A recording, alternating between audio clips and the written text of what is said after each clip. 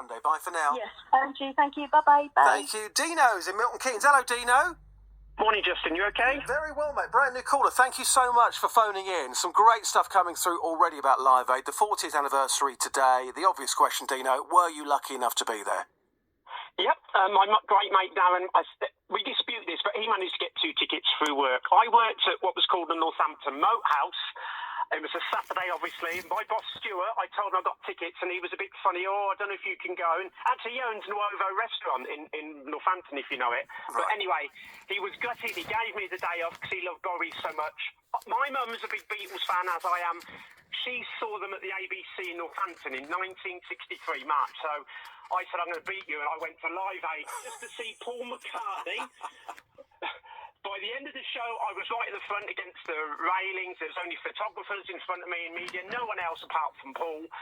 And I cried all the way through it, and I didn't even realise that the mics or whatever, the sound system wasn't working. But seeing McCartney was an emotional, out-of-body experience, as was Bowie. When Bowie come on, it was like he was a myth, a legend that didn't exist because it was beyond being human. And I had just chills going through my body watching Bowie. And I ended up in a tribute magazine, a souvenir magazine, because near me there were a lot of people with T-shirts and some crazy people took their tops off. And there was one girl that took her top off, and the photographer captured me, and it's in a Live Aid magazine with Freddie Mercury on the front, looking at this girl, and I'm drinking, I don't know if it's Coke or lager, looking up at her. And so I've got that as a souvenir to prove I was there.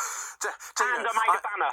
Sorry, my sister made a homemade banner, and I took that, and it said Live Aid Northampton on it. I haven't got the banner anymore, but I've got a picture of it. So just amazing.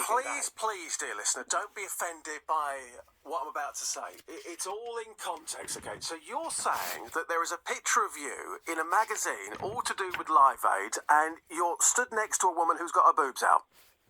I didn't say the word boobs, but yes. It's the only time I've been in a magazine with Freddie Mercury, George Michael, Elton John, McCartney. But yeah, I'm in the crowd. It's quite clearly me. If you ever see the photo, I'm at the top right-hand corner, holding a drink, looking at this girl who's got a top off. I guess they didn't broadcast that on the thing. But yeah, I'm in the magazine. Still got my ticket, and the greatest show I've ever been to. My first concert. And to think that now, as we speak, I was inside Wembley 40 years ago waiting for it in at 12. We had standing tickets and we ran in to get near the front. We're about 20 or 30 rows from the front. But by the end, me and my friend got separated and I ended up front because I wasn't going to miss seeing Paul McCartney close. Nothing was going to stop me. In radio, Dino, we've got a phrase that's called the golden caller. You are the golden caller right now. So I'm going to carry on with this for a bit longer up until the news. So you were that close at the front. Did you actually, if you can broadcast it, please just tell us. But if you can't, just say move on. Did you shout anything at your hero, Paul McCartney or David Bowie? Did you try and get a message to them? No, I'd like to say yes and say something good, but no, my first ever gig, I was in shock by it all. And it just seemed to get better. And I mean, I saw the Style Council, Paul Weller, Paul Young, who absolutely liked the Who were mind-blowing. And if you watched it last night and saw George Michael sing with Elton John, bless him, George Michael, his voice is brilliant. But then when he did it years later with Elton John, you realised how his voice got even better, but I didn't shout anything. I held the banner up a lot saying hello from Northampton Live Aid, and but that never got out on TV. I always watch. My old boss Stuart from the Moat House, he said, I saw you on Live Aid, and how many times I watched it to see it, but yeah, the doors opened, gates opened at 10, started at 12, so I know this time, 40 years ago, on this baking hot Saturday, I was standing there. And like the lady said before, when you hear Status Quo in these songs, goosebumps go through. I get emotional now every time I hear Let It Be, and I've seen McCartney many times since, and that song is very special to me.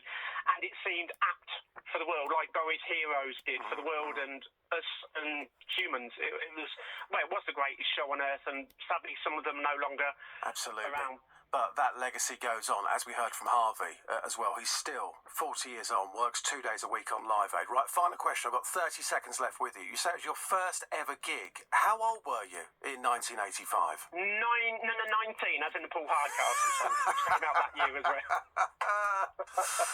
19 years old, first ever gig, Live Aid, right at the front, looking up at your heroes. Dino, fantastic call. Please don't make it the last time. Please phone me again. Thanks so much.